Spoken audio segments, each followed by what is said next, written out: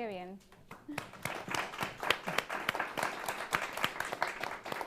Qué interesante, María, y cuántos frentes has dejado abiertos que seguro que salen ahora en el debate. Así que bueno, abrimos este turno de preguntas para cualquier pregunta, cuestión. Aquí tenemos una en primera fila.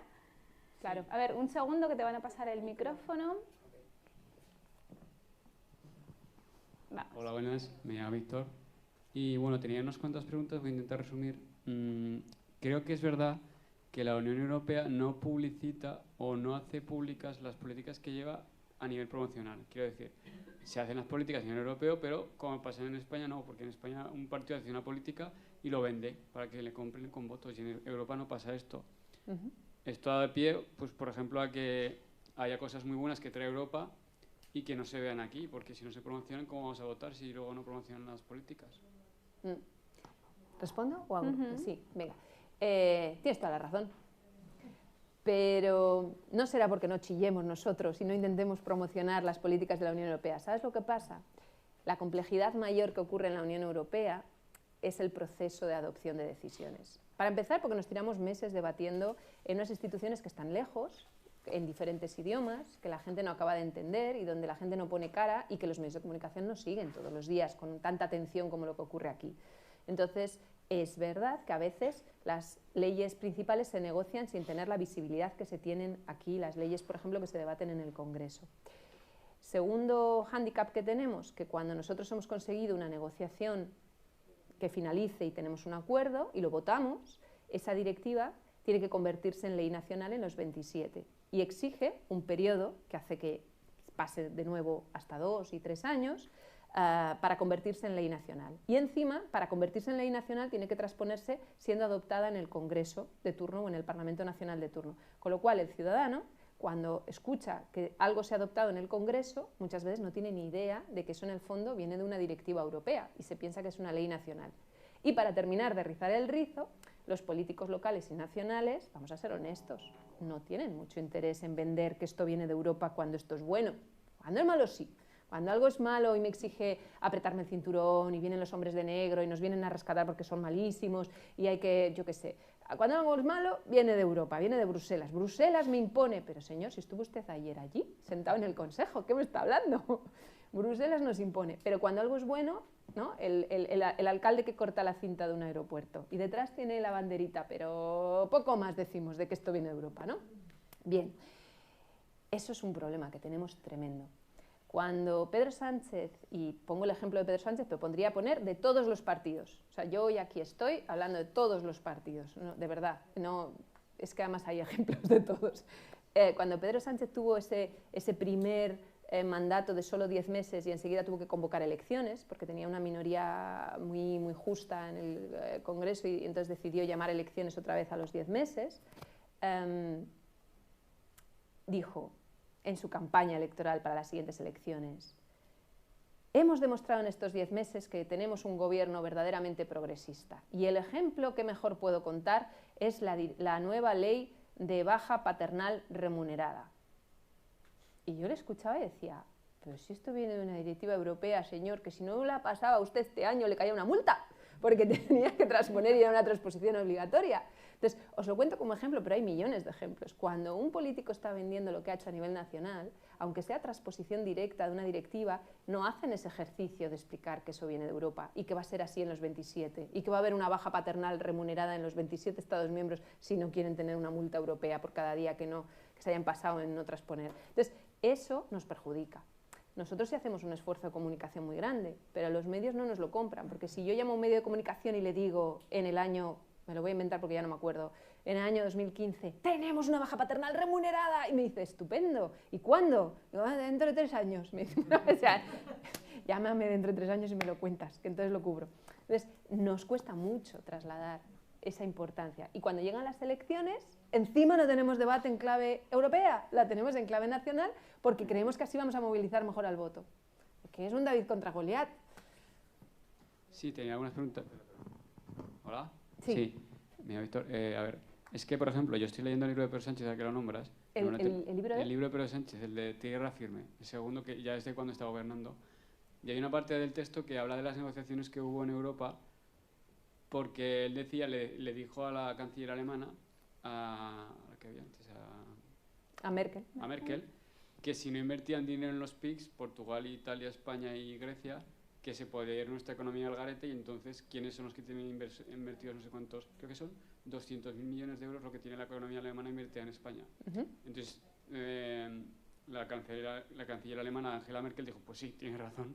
Y entonces es por lo que vinieron tantos millones de Europa, que creo que eran 70.000 a fondo perdido y otros tanto con préstamos a un muy buen precio. Entonces, claro, esto tampoco se vende, y esto es una cosa que pasa en el Estado español. ¿O lo han negociado ellos o lo han negociado? Yo no he leído Tierra Firme. No sé exactamente lo que decía Sánchez ahí.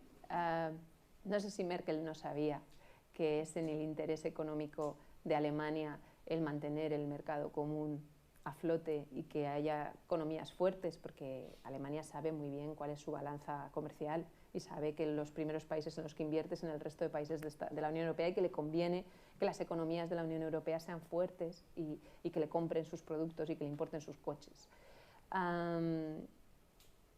Pero sí, quizás los políticos encuentren maneras, los políticos nacionales deberían encontrar maneras mejores de, por lo menos vender mejor y publicitar más y dar más visibilidad a las negociaciones que tienen con otros países, a lo que discuten y negocian cuando están en el Consejo a puerta cerrada, porque nuestros debates y nuestros votos en el Parlamento Europeo son en abierto y los puedes seguir por streaming y puedes estar allí, lo puedes ver. Aquí en el Consejo no, en el Consejo salen a las 3 de la mañana y te dicen hemos decidido, y entonces ¿qué pregunta el periodista? ¿Y España qué ha sacado de esto? En lugar de, como europeos, ¿qué vamos a hacer a partir de ahora? ¿Qué hemos ganado? ¿Qué hemos perdido? En esas negociaciones, de hecho, Pedro Sánchez se cabreó porque se filtró a la prensa lo que estaban haciendo dentro de la negociación. ¿Ves? Se levantó a descansar, volvió y bueno. Y alguien se había chivado. Sí. Te tenía que decir otra cosa. Yo he sido voluntario europeo en Francia durante un año, con el Servicio Voluntario Europeo, ahora es el Cuerpo Europeo de Solidaridad. Interesante. Y la verdad es que es una pasada. O sea, yo he cambiado mi vida gracias a eso. Estuve un año entero en Narbonne, en un MJC de Narbonne, en la Casa de la Juventud y la Cultura de Narbonne, y fue increíble. Entonces, me gustaría preguntarte, que tanto que estás diciendo de los jóvenes, si va a haber novedades en este tipo de proyectos de voluntariado que pueden ser a largo plazo, porque yo creo que de la misma forma que la gente que va a otros países a trabajar, que los jóvenes desde los 18 hasta los 30, 35 puedan hacer un voluntariado de un año en otro país europeo, es muy bueno para ampliar la fuerza de uno sentirse europeo. Hace unos años le dimos el premio Carlos V, que es un premio europeo que se da en Yuste cada 9 de mayo, que siempre viene el rey, que apadrina el día. Bueno, se lo dimos, la Academia de Yuste se lo dio a Sofía Corradi, que era la profesora que había inventado el programa Erasmus, ¿no? En reconocimiento a lo potente que es Erasmus y el efecto que tiene en la gente joven.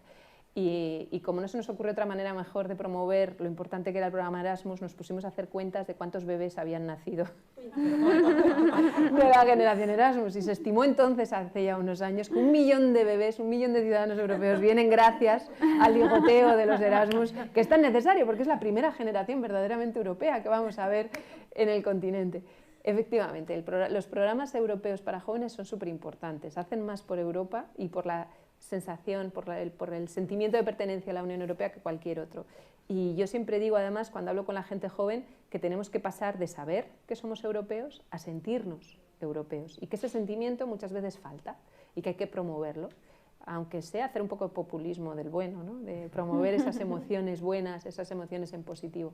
Y efectivamente, esta legislatura ha hecho mucho. El Parlamento Europeo, no es por ponerme la medalla, en otras metemos la pata hasta arriba y no sabemos solucionarlo, pero cuando tuvo lugar el COVID, había países, sobre todo los contribuyentes netos, que no querían dar tanto dinero en los fondos Next Generation y dijeron, pasando, no, nos parece fatal, horrible, no podemos, porque también nosotros tenemos pandemia. Entonces, si sacamos dinero en esta forma de fondos extraordinarios para salir del COVID, lo tenemos que coger de los presupuestos generales de la Unión Europea. Vamos a reducir las partidas de Erasmus, por ejemplo, para contribuir a los fondos Next Generation. Y el Parlamento Europeo se plantó y dijo, bueno, tú puedes decir lo que quieras en tu cumbre de tu Consejo, pero luego esto hay que legislarlo. Y los presupuestos los adopto yo como Parlamento Europeo.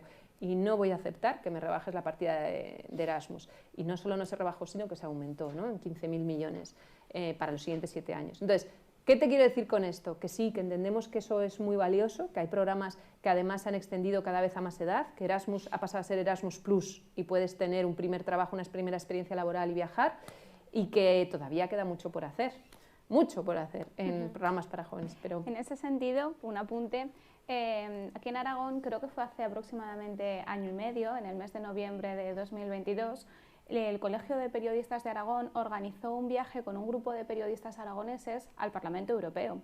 Y estuvimos 3 días, de hecho aquí la compañera también participó, estuvimos 3 días conociendo la labor de comunicación que se hace en el Parlamento Europeo especialmente. Y yo creo que ese tipo de experiencias, sobre todo para periodistas, es muy enriquecedora, porque una de las ideas que nos intentaron transmitir es el hablamos en europeo, lo que comentabas tú antes. No solamente los periodistas debemos hacer la pregunta de ¿y de España qué ha salido?, sino pensar en ese enfoque europeo y poder hacer coberturas que sean pues, con ese enfoque más comunitario, ¿no? Claro. Y en ese sentido yo creo que para las personas que participamos de diferentes medios de comunicación aquí en Aragón fue realmente útil para conocer a pie, in situ, el trabajo que se realizaba y poder llevarnos a casa toda esa información. Y una vez que te llega un tema europeo, saber tratarlo de una manera mucho más adecuada. Es que, sí, hay que también educar un poquito más a los jóvenes periodistas. Tenemos un programa de educación, de máster para jóvenes periodistas, que cuando ya estáis en activo y estáis participando en algún medio de comunicación podéis obtener una beca. Son 2 semanas y se intenta trasladar eso, ¿no? ¿A qué teléfono llamo cuando quiero cubrir lo que hace la Unión Europea? Bueno, pues aquí tienes los contactos, aquí tienes, ¿no?, un poco la narrativa, aquí tienes el quién decide qué para que te sientas más cómodo. Pero bueno, qué importante es. Muy bien. ¿Tienes otra pregunta o abrimos un poco al resto? Sí, tenemos por ahí detrás alguna más. Pero gracias, ¿eh? Un montón de preguntas tienes. 2 más luego.